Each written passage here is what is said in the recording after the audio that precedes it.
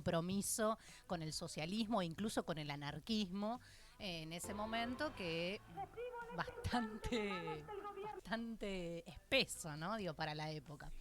Así que bueno, con este derecho nos pasa, creo, un poco lo que venimos hablando con todos los derechos en general en este contexto, ¿no? Todos piensan que siempre fueron así, todos piensan que siempre pudimos acceder, que siempre pudimos participar, o lo que es peor, que estos derechos son intocables y que nadie nos lo va a sacar. ¿Se acuerdan en la campaña de Milei lo que decía la gente? No, esto no lo va a hacer, esto no lo va a sacar, las universidades no las va a cerrar, claro, no. Como que hay un sentido también No de va a piso, poder. claro, de piso. Yo lo voto porque no va a poder hacer nada de lo que dice. Era muy coherente. Tal cual. Bueno, y acá estamos, ¿no? Todos los días teniendo que ver la manera creativa de organizarnos, de movilizarnos, de salir del letargo psiquiátrico y de defender cada uno de estos derechos que de hoy se nos quieren arrancar, ¿no?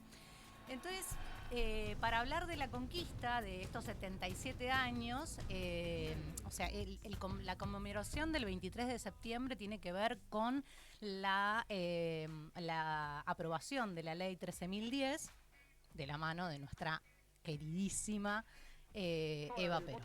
Ahí le pido a Nay que nos pase unos segundos cortitos escuchando la Eva para ponernos en clímax. Gracias. En este instante de manos del gobierno de la nación, la ley que consagra nuestros derechos cívicos, y la recibo ante vosotras con la certeza de que lo hago en nombre y representación de todas las mujeres argentinas.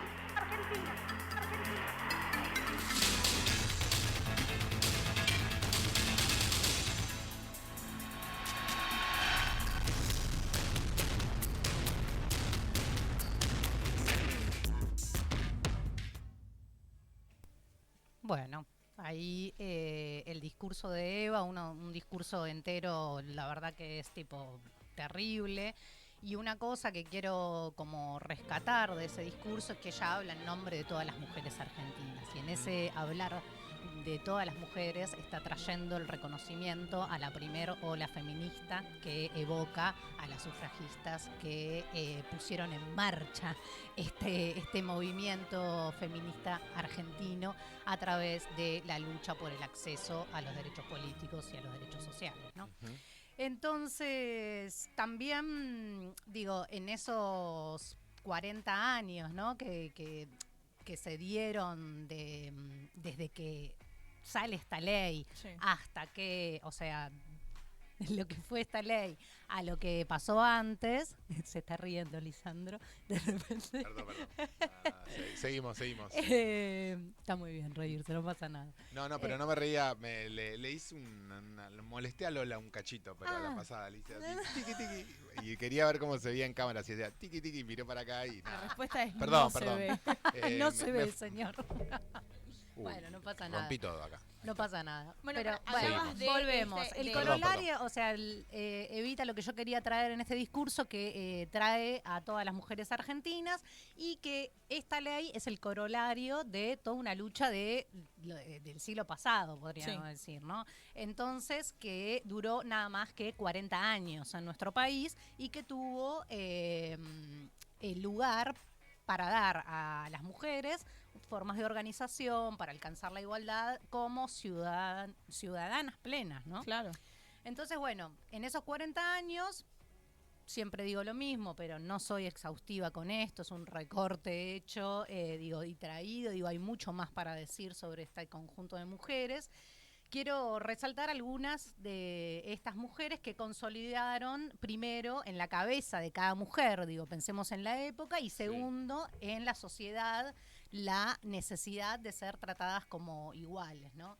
Y en este punto quiero resaltar a Julieta Lanteri, hija de inmigrantes. La muchacha vino muy chiquitita del extranjero y se le dieron una carta de ciudadanía argentina.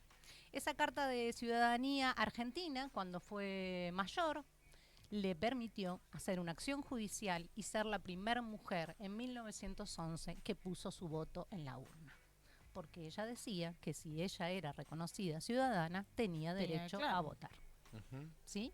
Por supuesto, una señora de una clase acomodada, con acceso a la educación, la quinta médica en el país, digo, no una señora que salía del Alguien campo, que podía, tenía la claro, espalda para decir. tenía la tipo, espalda y yo las quiero herramientas votar. para presentar un recurso, ¿no? Digo, el acceso a la justicia siempre también tan estratificado. Claro.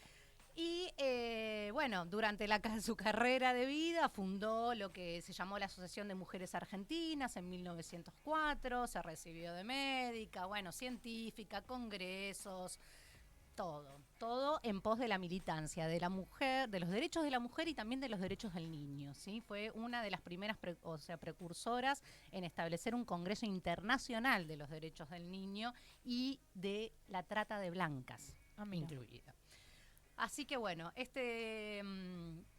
pero la traje a Julieta ¿por qué? Porque cuando me puse a leer la historia y el recorrido que fue el llegar a la ley 13010 Sí. y de Julieta en 1920, en conjunto con otras mujeres organizadas en la Liga Argentina de Mujeres, organizan un simulacro de votación. Ajá. ¿En qué año esto? En 1920. Un simulacro de votación me lo imagino. En la como ciudad de Buenos Aires, empadronan aproximadamente 4.000 mujeres y en las asociaciones ponen la mesita y las chicas fueron a votar. Votaron 4.000 mujeres aproximadamente, solo en la ciudad de Buenos Aires se dio esto, ¿no? No sé. Y esta organización estuvo Alfonsina Storni, por ejemplo, Claro. en esa organización que escribió una crónica bellísima de ese momento revolucionario.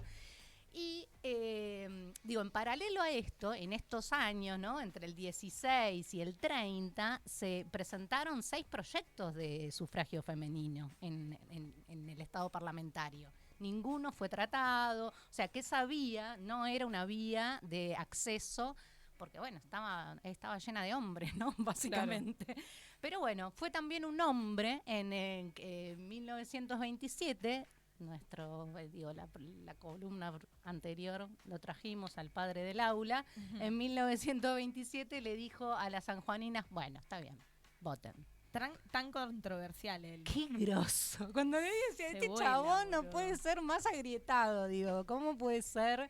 Bueno, entonces las sanjuaninas en 1927 pudieron votar en las elecciones municipales, que fue todo un gran antecedente. Y piensen que 3 años después llega el simulacro. Digo, yo me lo pongo entre mayúsculas porque digo, hay una frase que, y acá por ahí vamos lento, pero digo, hay una frase que representa las características fundamentales de lo que es un trauma, ¿no? Digo, uno cuando vive un hecho traumático, un hecho que lo agarra inesperadamente, dice, esto no debería estar sucediendo. Claro. Esto no está pasando. Esto no está pasando, esto no está pasando. Pero esta oración, que es simple y es devastadora a la vez, da cuenta de que el trauma tiene una capacidad fundamental que radica en que se te altera el sentido de la realidad, porque vos empezás a ver a través del trauma. Me fui a la mierda de pensar se todo, puso ¿no? psicoanalítico el vuelo. Bueno, pero vamos que llegamos. Acá se confía en el proceso full, ¿eh? Full. Muy Damos vueltas, pero llegamos, chicos. Bueno, los límites entonces entre lo que es la ficción, ¿no? La fantasía y lo real quedan en un estado de ambigüedad. Se del desdibujan. trauma, claro, como que ya no sabes bien qué está pasando, ¿no? Entonces, si ahora volvemos al simulacro, ¿no? Digo, algo que es considerado como un hecho político fundamental para alcanzar la ley 13.010, entendemos también que la operación que hace este hecho político es totalmente contraria a la que hace el trauma. Es reparadora, es como una sublimación. Tiene que ver con que esto debería estar sucediendo. Claro. Yo te vengo a mostrar que esto debería estar sucediendo, ¿no? Claro. Y que tiene Digo, completamente lógica que esto suceda. Como que también exacto, es lo ponerlo que- en la realidad es Claro. hacerlo visible, es darle luz, es ponerlo en la vida pública, digo, como algo que debería estar pasando Ujú. y no pasa. ¿Qué tiene? O sea, el trauma, tristeza, depresión, la angustia, y esto, digo, que está, o sea, que debería o sea, que debería estar sucediendo, tiene la potencia del futuro adelante, ¿no? Digo, la potencia del futuro, esto lo estamos haciendo para que empiece a suceder, Claro. ¿sí? Digo, algo que, digo, es contrario a la acción misma del trauma, ¿no? Digo, y no se trata, en este caso, para las sufragistas, digo, no se trataba de entrar, o sea, de alcanzar el voto a través de las grietas del sistema, como fue el caso de Julieta, que a través de las grietas del sistema pudo Claro. votar, Sino de consagrarlo. sino de consagrarlo, claro, que pueda ser una simulación que dé cuenta de que las capacidades de las mujeres, porque nosotros teníamos que demostrar que podíamos hacerlo. Claro. Que teníamos, ustedes piensen que en esa época las mujeres no tenían ningún tipo de derecho y que estaban, que eran tratadas en términos legales como menores de edad. Claro.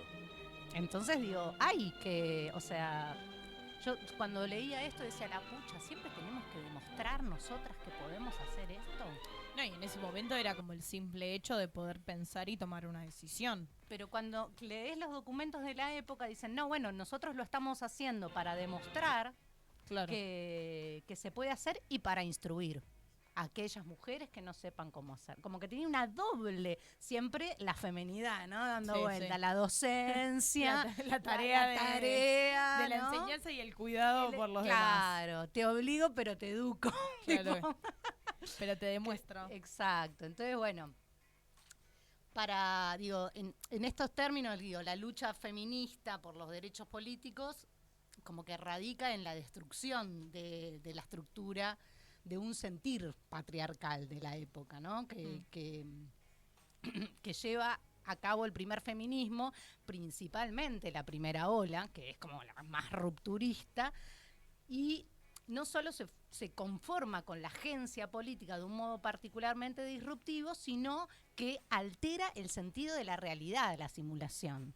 Entonces eso me parecía como Muy piola. súper piola para pensarlo hoy en nuestros tiempos. Totalmente, te iba a decir. ¿Entendés Y cómo- si lo pensás cómo también en las podemos- distintas olas, creo que siempre hubo una inventiva, una Creativa, creatividad. total. Bueno, eh, el estudio que yo que estoy trayendo es un estudio de una politóloga brasilera que recomiendo, el que quiera pedirme el título se lo paso, pero la mina trabaja con el concepto de performance. claro. Entonces, la performance, Sí, sí, sí. digo, de los hechos políticos y de cómo los feminismos fueron adquiriendo herramientas creativas, organizativas y de consolidación ideológica, si se quiere, para poder ir rompiendo todo este sistema patriarcal que no termina nunca de caerse, ¿no? Pero que, bueno, digo, ese no termina nunca de caerse también tiene que ver con el contexto todo, ¿no? Digo, los avances y los retrocesos que todas las luchas tienen en la historia contemporánea, en su hacer, ¿no? sí.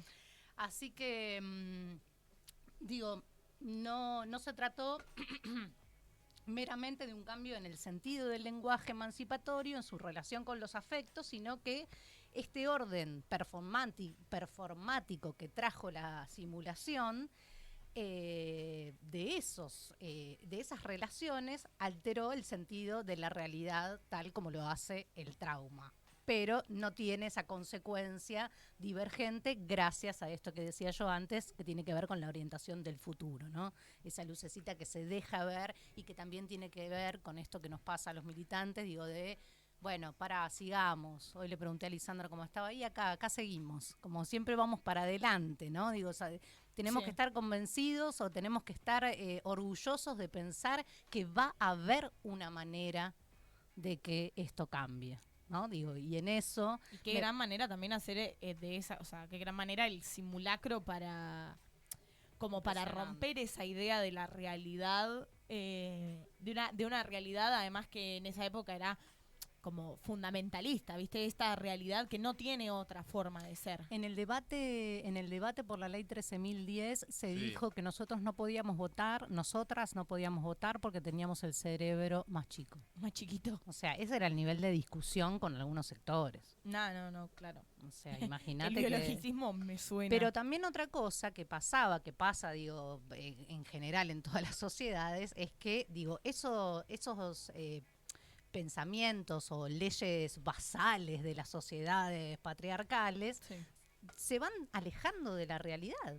Porque la mujer ya trabajaba, porque la mujer ya cuidaba hijos sola, porque siempre fue abandonada, digo, porque la mujer tenía que hacerse cargo del hogar y tenía que manejar dinero. Entonces, digo, era una parte también de achicar la distancia entre lo real y lo formal, que es la ley. ¿No? Claro.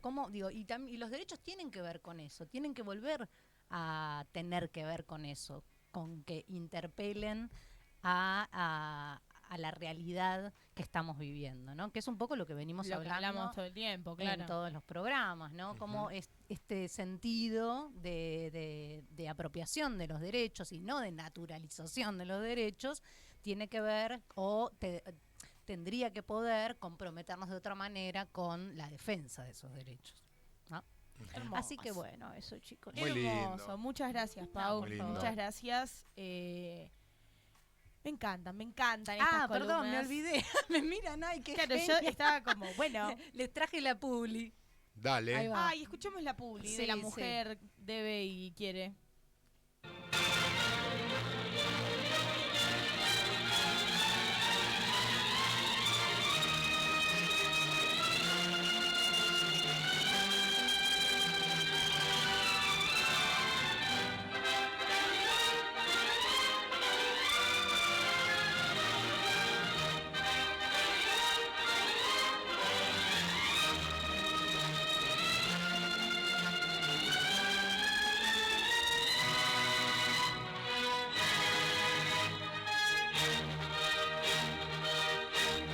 Diputados de la Nación, accediendo al pedido de la presidenta del Partido Peronista Femenino, señora Eva Perón, acaba de sancionar la amnistía a la ley de enrolamiento femenino. ¿Irás a votar? Eso no es para mí. Es una ley. Hay que cumplirla. Señora, por los derechos cívicos de la mujer se ha luchado años y años en todo el mundo. Esta es una conquista. Pero innecesaria. Te imagino pensando en candidatos y votando. Esas son cosas de hombre. No. Esas son cosas de nosotras también. Y del mayor o menor acierto de una elección puede depender la estabilidad de los hogares. Lo que yo no pienso molestarme por nada de eso. No, esa indiferencia de ustedes es absurda, antipatriótica. La mujer puede y debe votar. Debe elegir, apoyar y votar a quienes crean más capacitados para cuidar y procurar el bienestar presente nuestro y el futuro de nuestros hijos. Para que la Argentina sea socialmente justa, económicamente libre y políticamente soberana, como dice el preámbulo de la Constitución. ¿Quiere decir entonces que nosotras también decidiremos? Sí, ustedes ahora también decidirán quiénes serán los más capaces de llevar a la Argentina a los grandes destinos que tiene asignados. Pero para nosotras es mucha responsabilidad. Ese es el gran honor que se nos ha dispensado gracias a la lucha de Eva Perón. Reconocer que nosotras, las mujeres argentinas, merecemos la enorme responsabilidad de decidir también el destino de la patria. Qué hermoso. Tremendo. Me encanta. Los primeros aliados. Yo estaba reaccionando recién a la publicidad. Sí. Como, sí, tal cual. Es por ahí. Es por ahí. Tenemos que hacernos cargo del destino de la patria también. Es cosa de hombres, decía la señora, los primeros feministas. Mal. Literal, los primeros feministas, los primeros aliados se han visto acá. Bueno, gracias, Pau. Eva lo hizo. Gracias, y el Pau. el Archivo General de la Nación, que todavía tiene un montón Qué de cosas belleza. muy valiosas y que ojalá que todavía las tengamos. Y a tantas compañeras y compañeros haciendo una gran labor en un contexto de adversidad tan complicado. Sí. Bueno, gracias, Pau. Gracias, nada, por gracias favor. por Bueno, esta ahí- efeméride del día de hoy. El chat como loco, ¿eh? Como loco. Y como siempre.